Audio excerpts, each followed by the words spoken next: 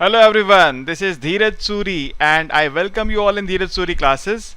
So today we are continuing the solution of the question paper of Indian Economic Services 2022 General Economics 1 G1 का जो paper था उसका आज question number 3 हम लोग सॉल्व करने वाले हैं। देखिए थर्ड क्वेश्चन के तीन पार्ट्स हैं ए बी सी। पहले पार्ट ए की बात करते हैं। क्वेश्चन कह रहा है डिफाइन इनडायरेक्ट यूटिलिटी फंक्शन। आपको क्लास में पढ़ा है, आपको बताया था डायरेक्ट यूटिलिटी फंक्शन क्या होता है। The function which represents utility as a function of the quantities of goods consumed X and Y. लेकिन इनडायरेक्ट क्या है? The indirect utility function represents the utility function as a function of the prices of goods and income. Prices और income के function, price और income के form में function को represent करता है। देखिए हमारा जो, वैसे मैंने डेफिनेशन लिख दी है इसकी आपके लिए, मैं एक बार डेफिनेशन पहले समझा देता हूँ आपको। आपने लिखना क्या बता देता हूँ। यहाँ देखिए आपके सामने स्क्रीन पे आ गया, लिखा हुआ है मैंने इसको। Consumers indirect utility function is a function of prices of goods and consumers income. It gives a maximum utility, यही समझाने वाला था मैं अभी आपको। It gives a maximum utility that can be attend provided given income and the price vector. So it can be represented as V, P, W. V as a function of P and W. P is a price vector, W is income. तो ये तो उसका answer हो गया जब लिखना है। अगर समझने की बात वैसे क्लास में समझाया है आपको। अगर पॉइंट क्या है यहाँ पे कि आपके पास एक बजट लाइन है, हमारे पास एक यूटिलिटी फंक्शन है जिससे हम बनाते हैं indifference curve. IC budget line को जहाँ पे टेंजेंट हो रही है वो पॉइंट आपको दे रहा है optimum quantity of good 1 and good 2। ये क्वांटिटीज अगर हम डालते हैं अपने डायरेक्ट यूटिलिटी फंक्शन में जो था u as a function of X Y, वहाँ पे हमने जो एक्स एम और वाई एम, इनको मार्शियलन डिमांड बोलते हैं। X M as a function of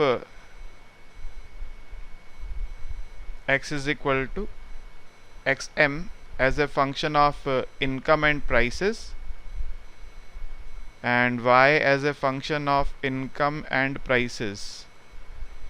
ये अगर हम डाल देते हैं अपने डायरेक्ट यूटिलिटी फंक्शन में तो we get a function of income and prices, so we call it indirect utility function. ठीक है, अभी सिर्फ समझाया आपको, डेरिवेशन भी पूछी है उसने। वैसे वहाँ पर क्वेश्चन ने आपसे डेरिवेशन भी पूछी है, derive the indirect utility function भी बोला है उसने। तो अभी मैंने आपको सिर्फ एक डेफिनेशन दे दी। अब इसकी डेरिवेशन क्या होगी, बाई चांस क्वेश्चन ने पूछ लिया, नहीं पूछता तो यहाँ पे आंसर नहीं करते, क्लास में सिखाया हुआ है आपको। पूछ लिया तो अब आंसर करना पड़ेगा। तो आपका क्वेश्चन एक नेचुरल है, हमें कहाँ तक लिखना है, आपको सिर्फ यहीं तक लिखना है अपना answer. This is a definition of the indirect utility function. इसके बाद आती है उसकी डेरिवेशन जो सेकंड पार्ट में पूछा। अब चलते हैं डेरिवेशन के ऊपर। Derivation of indirect utility function. Let we have a direct utility function which is to be maximize u as a function of xy subject to the budget line p1x plus p2y is equal to m। Income को हम m की form में भी represent करते हैं, w की form में भी करते हैं, वो एक ही बात है, आप जैसे भी कैसे कर सकते हैं। ठीक है, subject to this budget line। now how will you maximize it and through its maximization will get the indirect utility function। कैसे maximize करते हैं इसको? फर्स्ट ऑफ ऑल एक तो शॉर्टकट है, MRS is equal to price ratio करता हूँ मैं लंबे रास्ते पे चलूंगा। we formulate the Lagrange function,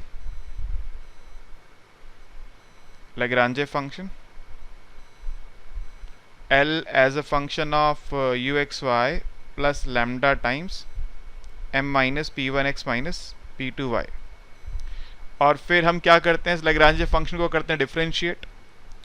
तो we differentiate del L by del x, it gives you u prime x minus lambda p1 and del L by del y gives you u prime y minus lambda p2। and what is the first order condition?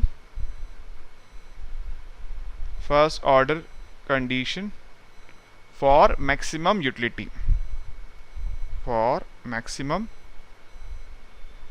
ये होगा del L by del x 0 and del L by del y 0। तो इससे आपको मिलेगा क्या, u dash x by p1 is equal to lambda and u dash y by p2 is equal to lambda। so this gives you u dash x by p1 is equal to u dash y by p2, इसको देते number 1 and budget line क्या है? Budget line है P1x plus P2y is equal to m, इसको देते हैं number 2। अब क्योंकि हमारे पास एक्चुअल यूटिलिटी फंक्शन नहीं तो मैं एक्चुअल आंसर नहीं निकाल सकता, मैं लिखूंगा क्या? On solving equation 1 and 2 we get x as a Marshall and demand function of good 1 in terms of prices of goods and income, and y as a Marshall and demand function of good 2 in terms of price of goods and income. Replacing these values of x and y in utility function, replacing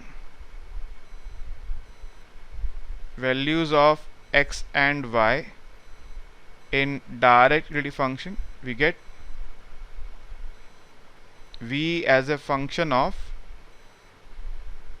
x m p1 p2 m y m p1 p2 m। ये जो ऊपर m लगाया है ये income नहीं है, ध्यान रखिएगा। ये जो m लगाया है ये इनकम नहीं है, ये मार्शेलियन डिमांड फंक्शन है, क्लास में समझाया है, ठीक है। ये मार्शेलियन डिमांड फंक्शन है। तो अब हमारे पास जो फंक्शन आ गया फाइनली ये v is a function of p1 p2 m, so we get v as a function of p1 p2 m. This is something which is called the indirect utility function. This is indirect utility function. समझ गए derivation? क्या किया हमने? हमारा जो direct function था उससे हमने पहले बनाया लैग्रांजे फंक्शन, फर्स्ट ऑर्डर कंडीशन से हमने एक इक्वेशन निकाली, बजट लाइन के साथ जो सॉल्व करेंगे। एक्चुअल सॉल्यूशन मेरे पास क्यों नहीं है? क्योंकि मेरे पास एक्चुअल फंक्शन नहीं है, ठीक है। इसलिए हमने कहा जो आंसर आएगा वो आंसर आएगा in terms of P1 P2 and M। उसको जब रिप्लेस करेंगे यूटिलिटी फंक्शन में तो we get indirect utility function. एक एग्जाम्पल भी कर देता हूँ मैं आपके लिए बेसिक सा, इसलिए कि क्वेश्चन में आप कर देंगे तो सही रहेगा। Let u is equal to function of two commodities x and y, x into y करते थे, बेसिक कॉप डगलस, सिंपल सा कॉप डगलस फंक्शन करते हैं। तो लैग्रांजे फंक्शन क्या बनेगा? सब्जेक्ट टू है ये P1x plus P2y is equal to m। इस फंक्शन का मैं निकाल रहा हूँ आपके लिए इनडायरेक्ट यूटिलिटी फंक्शन। तो लैग्रांजे फंक्शन क्या बनेगा? L is equal to x into Y plus lambda times m minus P1x minus P2y, ठीक है। So what is del L by del x? It is y minus lambda p1, and del L by del y is x minus lambda p2. The first order condition is put del L by del x equal to 0 and del L by del y equal to 0. This gives you y by p1 is lambda and x by p2 is lambda. This means y by p1 is equal to x by p2. This means y is equal to p1 by p2 x. This is number 1. What is the budget line? p1x plus p2y is equal to m. This is number 2. From 1 and 2 क्या करेंगे? From 1 and 2 जो y की value निकाली आप यहाँ डाल दीजिए। We get p1x plus p2. y is p1 by p2x is equal to m, so we get 2 p1x is equal to m, x is equal to m by 2 p1 और y भी आ रहा है, y आ रहा है m by 2 p2। so u है आपका x into y यानी m by 2 p1 into m by 2 p2। so v as a function of p1 p2 m is m square by 4 p1 p2. This is the indirect utility function corresponding to direct utility function x into y. Clear? तो हमने एक example भी कर दिया। ये question clear नहीं था कि एग्जाम्पल लेना है नहीं लेना, तो हमने आपको एग्जाम्पल भी दे दिया यहाँ पर एक, और क्वेश्चन भी सॉल्व कर दिया, डायरेक्ट मेथड भी बता दिया।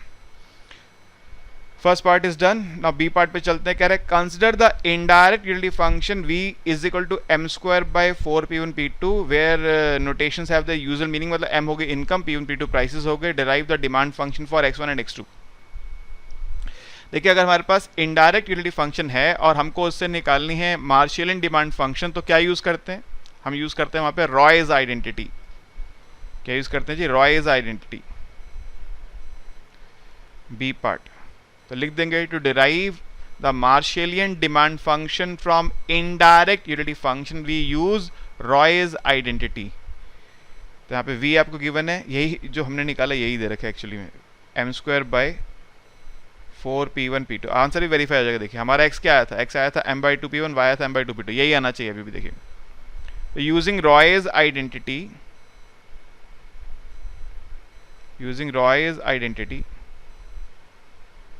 x is minus del v by del p1 and upon del v by del m, and y is minus del v by del p2 upon del v by del m।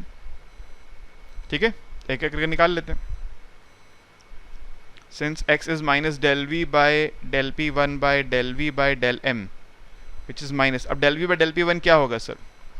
देखिए यहाँ पे m² 4 और p2 constant रहेंगे, 1/p1 का हो जाएगा minus 1/p1 square, तो आ जाएगा आपका minus m² by 4 p1² p2 and what is del v by del m, इसका जब करेंगे तो 2m बाई 4 p1 p2। तो ये पहले तो माइनस से माइनस कैंसिल होगा, बाकी सबको ऊपर ले जाइए, रेसिप्रोकेट करके x is equal to m² by 4 p1² p2 into 4 p1 p2 by 2m। ये बात याद रखने की है बेटे कि जब भी आपके पास इनडायरेक्ट यूटिलिटी फंक्शन है और आपको उससे मार्शेलियन डिमांड फंक्शन निकालने हैं तो आपको यूज करनी है क्या, रॉयज आइडेंटिटी। ठीक है, ये सब क्लास में डिटेल में पढ़ा है आपको, कहाँ आपको रॉयज आइडेंटिटी यूज करनी है, कहाँ पे क्या, सब चीज़ें आपको बताई है वहाँ पे। तो यहाँ पे देखिए P2 से तो P2 कैंसिल होता है, एक m से m की पावर कैंसिल होती है, 4 से 4 कैंसिल होता है, एक P1 से P1 की पावर कैंसिल होती है, तो बच गया क्या, ऊपर बच गया m, नीचे बच गया 2p1। यही आंसर था देखिए यहाँ पे इसका, x m/2p1 था, वही आ रहा है। ठीक है जी, और y and y is minus del v by del p2 by del v by del m।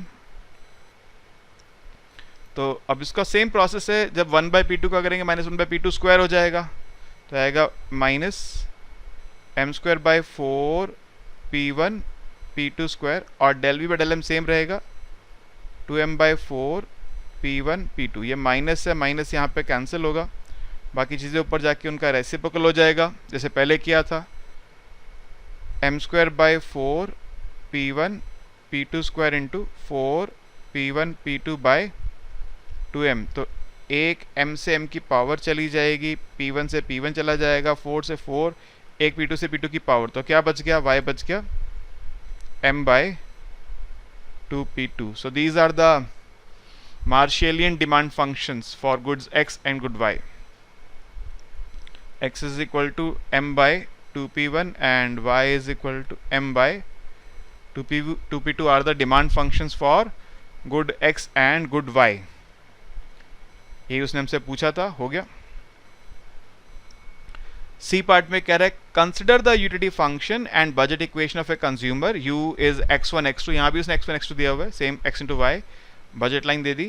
Derive expenditure function, अब आप जानते हैं एक्सपेंडिचर फंक्शन क्या होता है, it is a function of prices and level of utility. ये dual है, जो हमने इनडायरेक्ट यूटिलिटी फंक्शन पढ़ा उसका ड्यूअल है। अब क्योंकि क्लास में नहीं हो तो आपको उस डिटेल में लेके नहीं जाऊंगा ड्यूअल क्यों है, सब कहानी वो सब क्लास में पढ़ाया हुआ है आपको, बस आपको अभी याद करा रहा हूँ कि ड्यूअल है। ठीक है, अगर वो प्राइमल है इनडायरेक्ट यूटिलिटी फंक्शन तो एक्सपेंडिचर फंक्शन उसका ड्यूअल है। ठीक है, तो अब निकालते कैसे हैं, बहुत सिंपल है सर, बहुत बेसिक बात है। देखिए हमारे पास यहाँ पर u है x1 into x2, u is x1 into x2, subject उसको मैक्सिमाइज करना है, subject to p1 x1 plus p2 x2 is equal to m। तो पहले बनाएंगे Lagrange function, l is equal to x1 into x2 plus lambda m minus p1 x1 minus p2 x2। देखो same process सब जगह चल रही है, वही चलेगी यहाँ पर भी, बस एक डिफरेंस आएगा, बताता हूँ क्या। पहले del l by del x1 करेंगे तो आएगा x2 minus lambda p1, and del l by del x2 करेंगे तो आएगा x1 माइनस लेमडा p2। इनको करेंगे ज़ीरो, फर्स्ट ऑर्डर कंडीशन, तो वो है del l by del x1 zero and del l by del x2 0, यानी x2 by p1 is equal to x1 by p2। मैंने एक स्टेप छोड़ दिया, यानी x2 क्या आ गया, x2 आ गया यहाँ पर p1 बाई p2 x1। इसको हम ये हमारा जो यूनिटी फंक्शन है नंबर 1 है ये, और ये नंबर 2 है। From 1 and 2 u is equal to x1 times p1 by p2 x1, यानी u is equal to p1 by p2 into x1 square. So what is x1 square?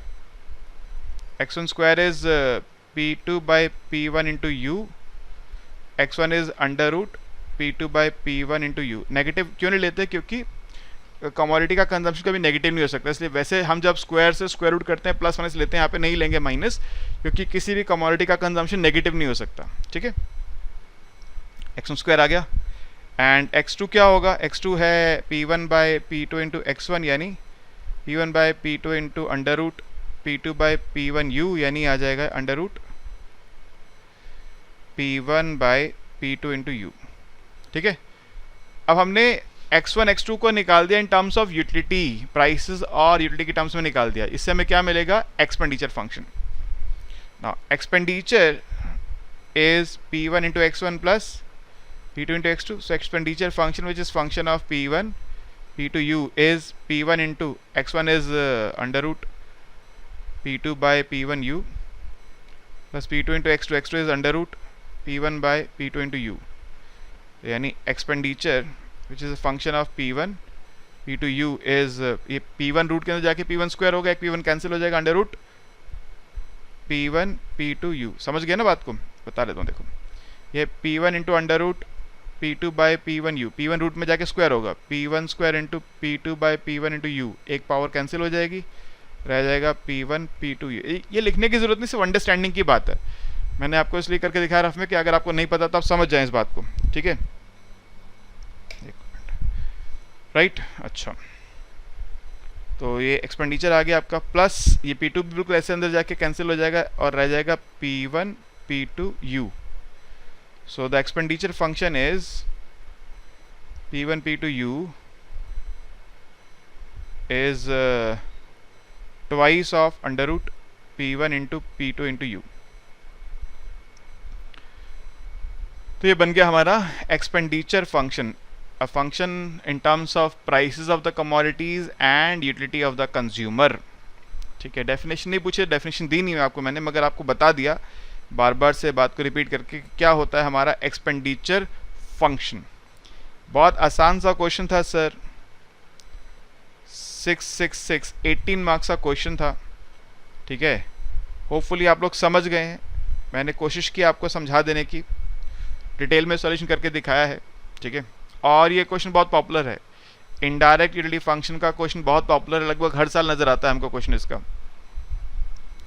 तो hopefully इस solution ने आपकी हेल्प की होगी। अगर कोई क्वेरी आपके मन में है, कोई बात पूछना चाहते हैं, तो नीचे हमारा कांटेक्ट नंबर, आप कांटेक्ट कर सकते हैं। और अगर आपको full course recorded video classes चाहिए IAS के कोर्स के लिए, तो भी आप हमारे को इस नंबर पर व्हाट्सएप करके कांटेक्ट कर सकते हैं। Right, okay, thank you.